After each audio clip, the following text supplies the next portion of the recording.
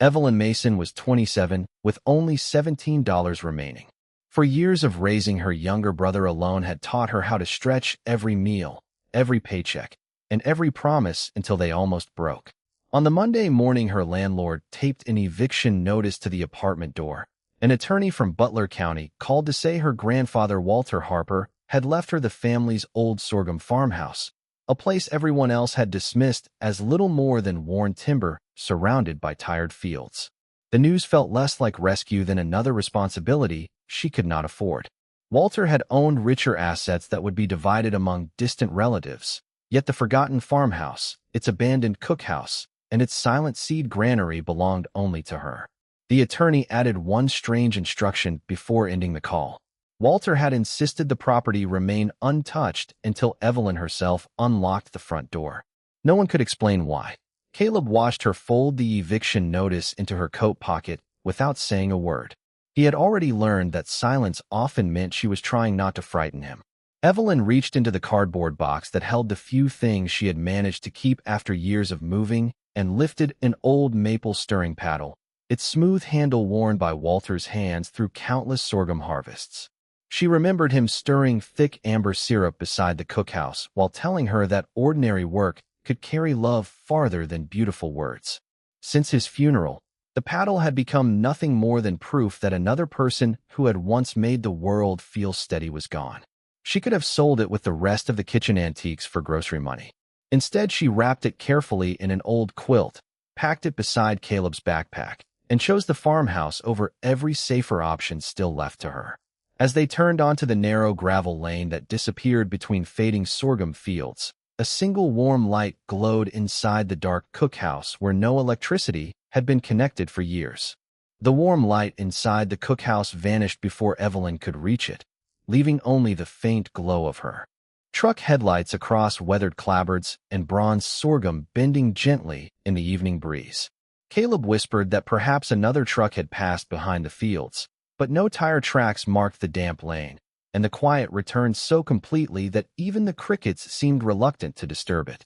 Evelyn climbed out first, slipped the old maple stirring paddle beneath her arm almost without noticing, and walked slowly toward the porch. She had carried the paddle away from Walter's funeral because it had been the only ordinary thing she could not bear to leave behind. Until now she had thought it represented nothing more than grief. The familiar scent of dried sorghum syrup lingering around the cookhouse stopped her in the yard. Without warning, it carried her back nearly 20 years, to an autumn afternoon when Walter had stood beside the steaming kettle teaching her how to stir patiently instead of quickly. "The syrup tells you when it is ready," he had said while guiding her small hands across the paddle's smooth handle. People are not much different. She remembered laughing because she had been too young to understand what he meant. The memory dissolved as quietly as it had arrived, replaced by peeling paint beneath her fingertips and the tired silence of a farmhouse that had somehow continued waiting long after everyone else believed its story was over. Rather than chase the unanswered mystery of the disappearing light, Evelyn chose something more immediate. Caleb needed a safe place to sleep before curiosity could become a luxury.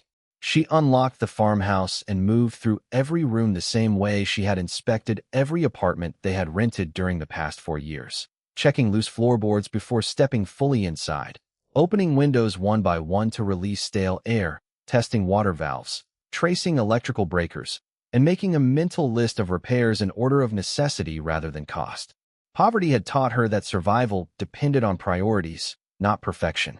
Caleb quietly followed behind carrying blankets while she stabilized a leaning pantry shelf with 2 old screws she found in a kitchen drawer. Small victories mattered. They always had. In the fading afternoon light, she finally rested the maple stirring paddle across the scarred oak kitchen table, so both hands were free to sort through the dust-covered ledgers stacked beneath the window. As sunlight crossed the worn maple handle, shallow carved notches caught her eye. She had always believed Walter carved them simply to measure syrup depth inside the kettle. Now one notch seemed strangely familiar. She opened the oldest harvest ledger and noticed the same tiny symbol pressed neatly into the margin beside several autumn entries. The records themselves appeared ordinary: rainfall, harvest weights, seed drying temperatures. But every marked page ended with the same brief notation: verified in person. She assumed Walter had merely been documenting careful inspections, smiled quietly at his predictable thoroughness, and closed the ledger without another thought.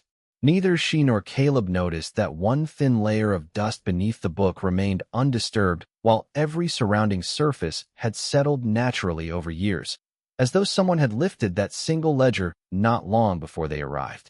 Evelyn simply added "clean kitchen tomorrow" to her growing list of repairs, believing the farmhouse needed little more than work, when in truth it had already begun answering questions she did not yet know enough to ask.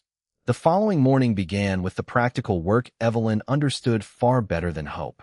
Before sunrise, she walked the property carrying a notebook, measuring tape, and a flashlight whose batteries were nearly exhausted.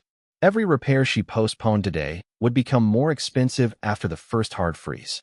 The farmhouse roof needed shingles above the kitchen. The porch columns required reinforcement before winter winds arrived. The hand pump beside the springhouse still drew clear water after several steady strokes. Saving her money, she did not have to spend on emergency plumbing. By the time Caleb stepped outside wrapped in an old flannel jacket, she had already filled 3 pages with repairs arranged not by appearance, but by necessity. Walter had taught her long ago that every farm survived because someone learned the difference between what looked urgent and what truly was. After a simple breakfast, Evelyn drove the winding 32 miles back into Morgantown to complete the final probate documents. Caleb remained at the farmhouse with a battery-powered radio and a strict promise to stay inside the yard. The drive felt longer than it had the day before. She no longer thought about the farmhouse as temporary shelter. Somewhere between opening the front door and discovering Walter's careful ledgers, the property had quietly begun asking something of her in return. Attorney Nathan Brooks welcomed her into the same modest office overlooking the courthouse square. Without ceremony, he slid the final deed across the desk together with a leather folder containing survey maps, tax receipts, utility records, and Walter's handwritten inventory of the buildings. Every structure appeared exactly where she had found it except for one detail. Beside the seed room, Walter had written only 2 words instead of an inventory number: maintained annually. Nathan admitted he had asked Walter several times what required yearly maintenance inside a locked storage room. Walter had simply smiled and answered that some responsibilities only made sense after enough seasons had passed. Nathan reached into his desk drawer and placed a small brass key attached to a faded leather cord beside the deed. Evelyn recognized it immediately. It was identical to the key already opening the seed room, except this one carried a replacement tag in Walter's handwriting. Original retained on property, the tag read. Nathan explained that Walter had ordered a duplicate years earlier, but insisted the original must always remain at the farmhouse. If the duplicate were ever needed, something had already gone wrong. The explanation sounded oddly specific, yet entirely consistent with the careful habits she kept discovering throughout the property. Before leaving, Nathan hesitated as though deciding whether another memory belonged to the estate or to himself. Finally, he spoke quietly. Walter always said people misunderstand locks. They think a lock exists because something inside is valuable. Sometimes a lock exists because what is inside is still unfinished. Evelyn thanked him politely, believing he referred to old family keepsakes waiting for the proper heir. The sentence lingered in her thoughts long after she stepped back into the cool October air. On the drive home, a steady afternoon rain swept across Butler County, turning gravel shoulders soft and coating the truck with red Kentucky clay. Less than a mile from the farmhouse, the rear tire slipped into a deep rut hidden beneath standing water. The truck rocked helplessly before settling against wet earth. Evelyn climbed out without frustration. She cut fallen cedar branches, wedged them beneath the spinning tire, reduced the air pressure slightly, and eased the truck forward until it crawled free. It was slow work, but familiar. She had solved too many difficult years one careful step at a time to believe force accomplished much. When the farmhouse finally appeared beyond the bronze sorghum fields, Caleb was already waiting on the porch. He took the folder from her arms before she could ask how his day had gone. "A man named Ben Lawson stopped by," he said. "He never crossed the gate. He just looked toward the cookhouse and asked whether the stirring paddle was still inside the house." Evelyn stopped walking. Caleb continued, almost apologetically. "When I said yes, he smiled and told me to remember something if you ever found yourself in the seed room. He said your grandfather never measured syrup with that paddle after your grandmother passed away. Evelyn felt the worn maple handle resting against her side beneath her jacket. Every assumption she had made about the carved marks suddenly seemed less certain. She turned toward the quiet cookhouse, realizing the paddle might never have been the tool she believed it was. Rain continued through most of the afternoon, tapping steadily against the farmhouse windows while Evelyn spread the probate papers, Walter's building inventory, and the oldest harvest ledgers across the kitchen table. Caleb built a small fire in the cast-iron stove, and the warmth slowly pushed the damp chill from the house. For the first time since arriving, the farmhouse no longer felt abandoned. It felt occupied by unfinished work. Evelyn lifted the maple stirring paddle from where she had leaned it against the table and ran her thumb across the shallow carved notches. Ben Lawson's words refused to leave her thoughts. Walter never measured syrup with that paddle after your grandmother passed away. If that was true, then every explanation she had accepted since childhood rested on a misunderstanding. She carried the paddle into the cookhouse and stood beside the old syrup kettle exactly where Walter had once taught her to stir. The kettle still bore faint measuring marks burned into the wooden support beam, but none matched the notches carved into the paddle. The marks were different lengths, different spacing, even different angles. What she had believed were practical measurements suddenly looked like something else entirely. Rather than forcing an answer, she returned to the seed room and compared the paddle against the cedar cabinets one section at a time. The carved notches aligned with nothing obvious until she reached the deepest cabinet along the north wall. There, one notch rested perfectly against a narrow brass pin recessed almost flush with the frame. A second notch aligned with another pin several inches below.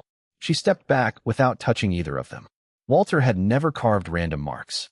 He had built a language she simply had not known how to read. Before experimenting further, Evelyn photographed every cabinet, every brass fitting, and every shelf with her phone, then sketched their positions inside her notebook. If she accidentally disturbed something, she wanted a complete record of how it had originally appeared. Years of solving practical problems had taught her that careful documentation often mattered more than quick discoveries. While she worked, Caleb sorted the harvest ledgers by year, quietly reading aloud the weather summaries written in Walter's neat block letters. One entry caught Evelyn's attention. Nearly every autumn inspection ended with the familiar phrase, verified in person, but one year included 4 additional words beneath it, after first frost only. The wording matched the tiny strip of paper, hidden inside the leather cord attached to the brass key. 2 completely separate clues, written years apart, repeated the same instruction. That was no coincidence. She counted the carved notches again, then counted the matching harvest entries. 32. Caleb counted the labeled heirloom seed jars on the upper shelves. 32 again. The repetition was too precise to ignore. Yet before she could test the pattern, another small detail interrupted her. On the lowest shelf rested a row of glass seed jars coated in decades of dust, except one. Its lid carried a faint crescent where dust had recently been disturbed. Someone had lifted that single jar not very long before Walter died, then carefully returned it to exactly the same place. Evelyn did not reach for it. Instead, she looked around the quiet room with growing respect. Every answer she uncovered seemed to ask for more patience than curiosity. The farmhouse was no longer hiding from her. It was waiting for her to understand it correctly. The first hard frost arrived 2 mornings later, silvering the sorghum leaves and leaving a thin layer of white across the farmhouse roof. Evelyn waited until the sunlight had softened the ice before returning to the seed room. Walter's repeated instruction had never said to hurry. It had only said to count after the first frost. She carried the maple stirring paddle, her notebook, and a soft horsehair brush instead of a pry bar or hammer. If decades of careful preservation had protected the room, impatience had no place inside it. Caleb followed with a clipboard, reading the labels aloud while she recorded each jar exactly as it stood. 32 heirloom seed jars lined the upper shelves. 32 harvest entries carried Walter's unusual symbols. 32 shallow notches marked the paddle. The pattern had become too deliberate to dismiss. Rather than pressing randomly against the cedar cabinet, Evelyn compared the spacing between the paddle's carved marks and the recessed brass pins hidden beneath the frame. They matched with remarkable precision, but she still refused to force anything. Walter had built the farm through patient work, not clever tricks. She warmed the room by opening the south-facing shutters, allowing the cedar to expand naturally as the morning temperature rose. Only then did she place the paddle gently across the 4 brass pins. A muted wooden click echoed somewhere inside the cabinet, so soft that Caleb looked up before speaking. Nothing swung open. Nothing dramatic happened. Instead, the entire cabinet eased forward barely the width of a finger, as though years of careful craftsmanship had finally released its own weight.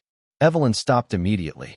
Before moving another inch, she photographed every angle, measured the opening, and checked the surrounding frame for hidden hinges or signs of damage. The mechanism had been designed to move exactly this far and no farther without guidance. Sliding her fingertips into the narrow opening, she discovered a second wooden catch positioned inside the cabinet rather than outside it. Walter had protected the archive from accident as much as from intrusion. When she released the interior catch, the cedar panel opened silently to reveal a climate-protected compartment lined with red cedar boards that still carried their faint natural fragrance. Cloth seed envelopes rested in orderly rows beside weather journals, county correspondence, survey maps, and carefully bundled family photographs tied with faded cotton ribbon. No gold, no hidden fortune, only decades of work preserved with extraordinary care. Evelyn lifted nothing at first. She simply stood quietly, realizing the greatest value inside the cabinet was not rarity but continuity.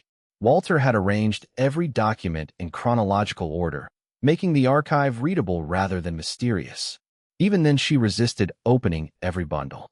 Instead, she removed only the uppermost journal, documented its original position, and placed it carefully on the work table beside the maple stirring paddle. As she untied the ribbon around the first packet of photographs, one image slipped gently onto the cedar surface. It showed a much younger Walter standing beside the cookhouse with a little girl smiling proudly while holding the same paddle across both hands. Turning the photograph over, Evelyn found 6 words written. In Walter's familiar block letters, words that quietly reached across decades without explaining themselves. For Evelyn, when she is ready. Morning settled slowly across the Harper farmhouse, turning the frost into tiny drops that slipped from the sorghum leaves one by one. Evelyn resisted every impulse to open another journal before finishing the work the property needed first. Walter had preserved this place because he believed careful hands deserved answers. She intended to earn them the same way. After breakfast, she and Caleb cleared broken branches from the lane, repaired the sagging gate, and reset loose stones along the narrow path leading from the porch to the cookhouse. None of the work revealed another secret. Yet every completed task made the farm feel less abandoned and more willing to trust them.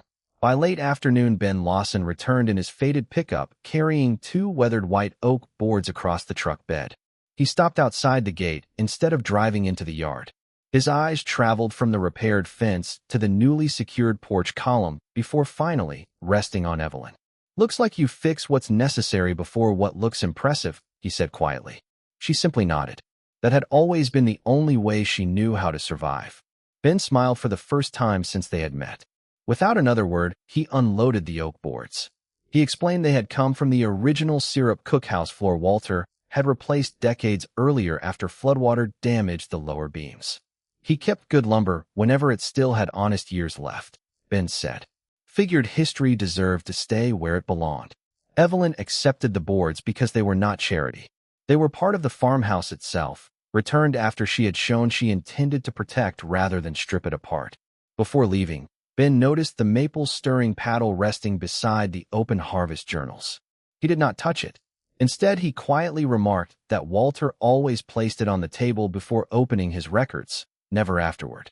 The order mattered more than most people realized. He offered no explanation and drove away before Evelyn could ask another question. That evening, she repeated the same sequence, almost absent-mindedly. She laid the paddle across the kitchen table first, then opened the oldest ledger beside it.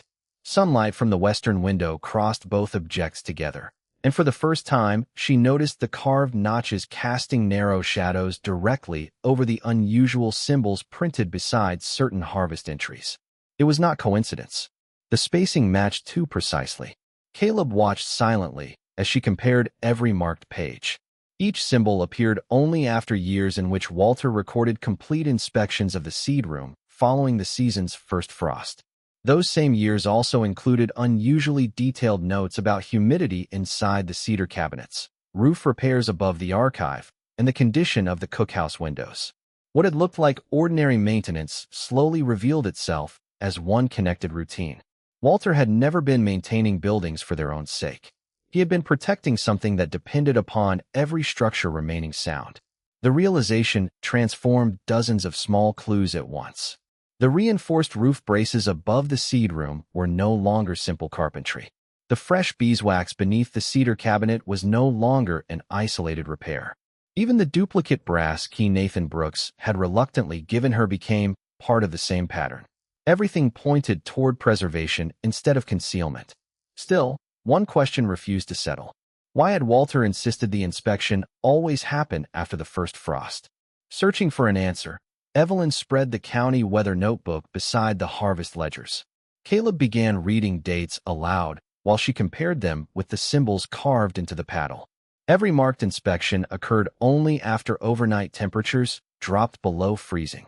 She turned another page and discovered that the germination tests for the heirloom sorghum seed had always been recorded immediately afterward. The frost had never been a password. It had been part of the preservation process itself. Walter had hidden nothing behind superstition. He had simply trusted that only someone patient enough to understand the rhythm of the farm would ever understand the archive. Evelyn closed the notebook and carried the maple stirring paddle back into the seed room. Standing quietly before the cedar cabinet, she rested the worn handle lightly against the recessed brass pins without applying any pressure. For the first time, she no longer felt she was trying to unlock a mystery. She felt she was following instructions left by someone who believed she would eventually find her way home. And as the last light faded through the small seed room window, she noticed something she had somehow overlooked every previous evening. Fine scratches surrounded only 4 of the hidden brass pins, polished smooth by years of careful use, while every other fitting inside the cabinet still held the untouched dullness of old metal. Walter had repeated the same quiet ritual so many times that the wood itself had remembered his hands. The photograph rested beside the maple stirring paddle until the afternoon shadows reached the far side of the kitchen. Evelyn resisted the urge to search for one dramatic answer. Walter had never built anything important around a single discovery, and the archive itself seemed to insist on the same discipline. She carried only 3 items back into the seed room. The photograph marked for Evelyn, when she is ready, the oldest harvest ledger, and the weather notebook from the year the picture had been taken. Caleb followed quietly with blank index cards, copying dates exactly as Walter had written them instead of trying to summarize them. They began arranging every inspection year into a single timeline. Almost immediately, another pattern appeared. Every journal entry containing the carved symbol from the maple paddle was followed within a few days by a weather record, then a seed inventory, then a brief maintenance note about one of 4 buildings: the farmhouse, the cookhouse, the springhouse, or the seed room. None of the records stood alone. Each depended upon the one before it. Walter had not been documenting separate chores. He had been recording one continuous preservation cycle. That realization answered why the same buildings appeared repeatedly throughout the journals, yet it raised another question that neither ledger could solve. Why did every complete cycle end with the quiet notation, verified in person, even during the years when Walter's arthritis had become severe enough that neighbors remembered helping him around the farm? Evelyn opened the county correspondence stored inside the Cedar archive and compared Walter's handwritten notes with the official replies from the Butler County Agricultural Extension. Sarah Whitcomb had been right. Walter rarely discussed family matters in writing. Instead, he asked detailed questions about heirloom sorghum viability, humidity control, cedar storage, and long-term seed preservation. Yet one phrase appeared repeatedly in the margins beside the official letters. Continuity depends on witness. The words were never included in the letters themselves. Walter had added them afterward in his own handwriting. Caleb looked up from the weather notebook and quietly observed that the phrase sounded less like farming advice than a personal reminder. Evelyn did not answer immediately. Instead, she reached for the maple stirring paddle and laid it across the open correspondence.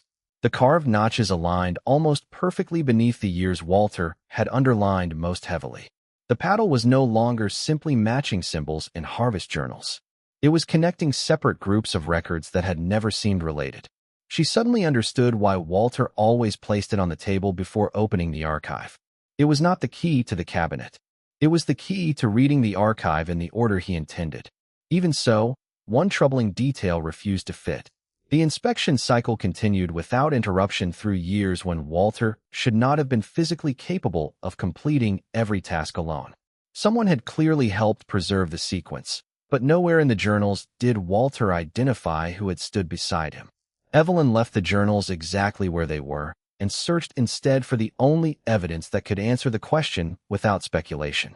She gathered every photograph taken during the harvest seasons marked by the paddle's carved symbols and spread them across the long kitchen table in chronological order. Walter appeared in nearly every one, but never alone. Sometimes a neighbor stood beside the syrup kettle. Sometimes a child carried empty seed sacks.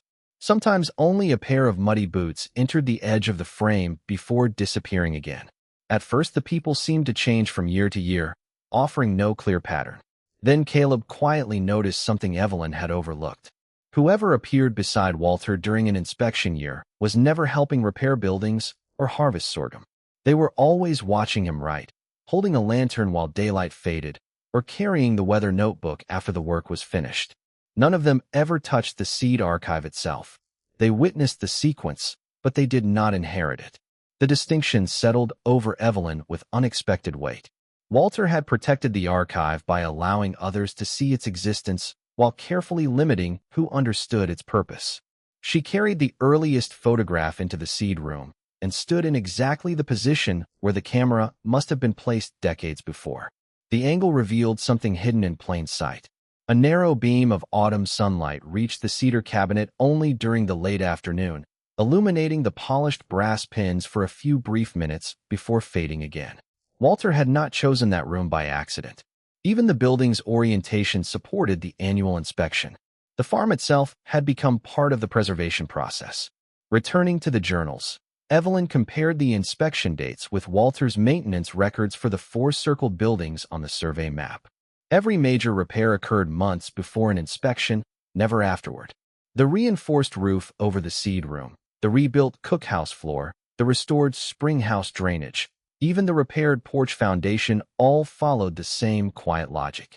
He had never fixed buildings because they were failing. He repaired them because the archive would one day depend upon them remaining sound. Suddenly, Ben Lawson's first visit made sense in a way it never had before. His approval had not come after seeing neat repairs. It had come after realizing Evelyn instinctively followed Walter's order of priorities: protect the structure before searching for the secret. Yet one final inconsistency remained. Evelyn opened the last weather notebook again and compared Walter's final inspection with the previous 31 years. Every earlier entry ended with the familiar phrase, verified in person. Only the final inspection ended differently. Beneath the weather observations and seed inventory, Walter had written one additional line in smaller, steadier handwriting. Next sequence will require 2 hands. Evelyn looked toward Caleb, who was quietly returning every photograph to its proper bundle before replacing them inside the cedar archive exactly as he had found them. In that quiet act, she suddenly realized the note could not have referred to opening the cabinet. She had already done that alone. It could not have referred to carrying the journals. Walter had managed those himself for decades. Whatever required 2 hands had never been mechanical at all. It was something that could only exist when one generation deliberately placed responsibility into the hands of the next. Even so, one contradiction refused to disappear. According to every family story Evelyn had believed since childhood, Walter had slowly withdrawn from the family after her parents died. Yet every piece of evidence she had uncovered pointed in the opposite direction. If the archive proved he had been preparing a path back to the farmhouse for her all along, then someone else's memory, not Walter's journals, had been wrong, and discovering whose memory had failed would change far more than the history of the farm. The contradiction refused to leave Evelyn alone. Every harvest journal, every weather notebook, every preserved photograph pointed toward the same quiet conclusion: Yet the memory she had carried since childhood insisted on something entirely different. She remembered waiting at apartment windows after her parents died, believing Walter had stopped coming because the farm mattered more than she did. The archive now challenged that belief with calm persistence instead of dramatic revelation. Rather than searching for another hidden compartment or another forgotten photograph, Evelyn decided the answer had to exist somewhere inside the records she already possessed. She carried the county survey map, the weather notebooks, and the stack of family photographs to the kitchen table while Caleb unfolded the probate folder Nathan Brooks had given her. She wanted dates, not assumptions. One by one, they compared every visit Walter had recorded with the photographs taken during those same seasons. A pattern gradually emerged that neither of them had noticed before. Walter's journal never described traveling directly from the farmhouse to town.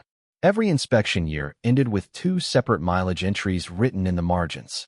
The first matched the drive into Morgantown. The second, much shorter, matched the distance from the courthouse to the apartment complex where Evelyn and Caleb had lived after their parents died.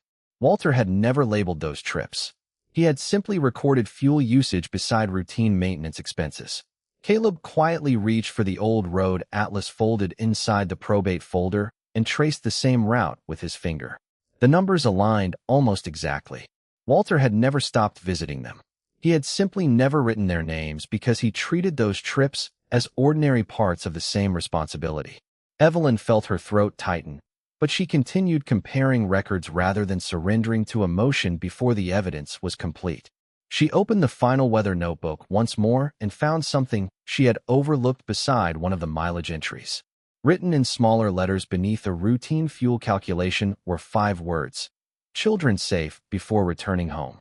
There was no sentiment, no explanation, only the practical language Walter used throughout every journal. Yet those 5 words quietly dismantled a belief Evelyn had carried for nearly half her life. She had thought the farm came first. Walter's own records revealed that every inspection ended only after he knew she and Caleb were safe. The farmhouse had never replaced them. It had given him a reason to keep returning until they were old enough to return on their own. Even so, one final question remained. If Walter had continued watching over them, why had she remembered those years so differently? Caleb answered without realizing it. As he sorted the photographs into chronological order, he stopped at one taken outside the apartment building several months after their parents' funeral. The picture had faded badly, but Walter stood near the entrance holding 2 grocery bags while speaking with another adult whose face had been cropped away when the print was trimmed years earlier. Evelyn stared at the empty edge of the photograph for several long moments before she finally understood. Every family album she had grown up with contained copies that had been trimmed to fit smaller frames. Someone had not removed Walter from the pictures. Someone had unknowingly removed the people standing beside him, changing the memory without changing the event. What remained looked like brief visits instead of long conversations, quiet departures instead of continuing care. The misunderstanding had not begun with a lie. It had grown slowly from incomplete memories repeated often enough to become accepted truth. Evelyn carried the maple stirring paddle into the cookhouse and rested it across the old iron kettle exactly where Walter had always placed it before opening the harvest journals. For the first time, she did not see it as the last object he had left behind. She saw it as the first object he had deliberately placed into her hands years before either of them understood why. Outside, the evening light settled across the bronze sorghum fields while the farmhouse stood quietly beyond them, unchanged in appearance, yet transformed completely in meaning. Evelyn now knew the inheritance had never been the buildings, the archive, or even the heirloom seed. It was the trust Walter had preserved season after season, believing that one day she would return not because she had nowhere else to go, but because she would finally understand that she had never been forgotten. And with that understanding came a choice she could no longer postpone, whether to keep Walter's life work entirely within the family or open it carefully to others so the promise he had protected for generations would continue long after both of them were gone. Even after the decision became clear, Evelyn refused to sign the preservation agreement that same evening. Walter had taught her, through years of journals rather than speeches, that every lasting choice deserved one final inspection. At sunrise, she walked alone across the property, beginning at the springhouse before moving to the cookhouse, the farmhouse, and finally the seed room. She followed the same route marked on Walter's survey map decades earlier, carrying nothing except the maple stirring paddle tucked beneath one arm. For the first time, she noticed how naturally the four buildings depended upon one another. The springhouse protected the water that cooled the syrup operation.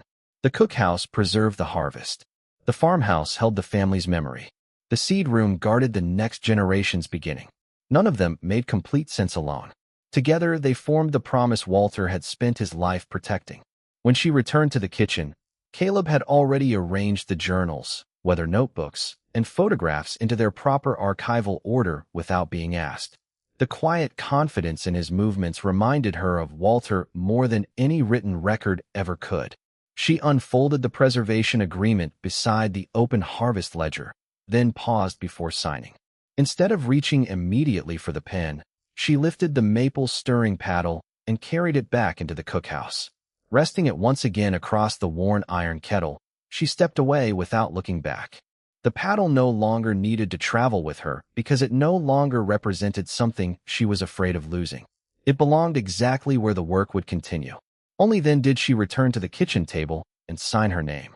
The agreement granted the county carefully supervised access to document the agricultural history preserved inside the archive, while leaving the farmhouse, the seed collection, and the annual inspection tradition under the Harper family's care. History would be shared. Responsibility would remain personal. Later that afternoon, Sarah Whitcomb arrived with archival storage materials and carefully documented the journals exactly as Walter had always maintained them, removing nothing that did not need to leave the farmhouse. Ben Lawson replaced the final section of weathered cookhouse flooring using the reclaimed white oak boards he had saved for decades, then quietly declined payment beyond a shared supper at the kitchen table. Nothing about the day felt ceremonial. It felt like ordinary work continuing exactly as Walter had hoped it would. As evening settled across the bronze sorghum fields, Evelyn opened a new harvest ledger to its first page. She recorded the date of the season's first frost, the condition of the seed archive, and the weather before closing the book. She did not imitate Walter's handwriting or repeat his closing words. The promise no longer belonged to one person. Outside, warm light glowed steadily through the cookhouse window, just as it had on the evening she first arrived, believing someone else might still be waiting inside. She smiled softly as Caleb called her to supper. At last she understood the truth the farmhouse had been quietly preserving all along. No one had been waiting inside the cookhouse. Walter had been waiting across the years, trusting that one day she would find her own way home.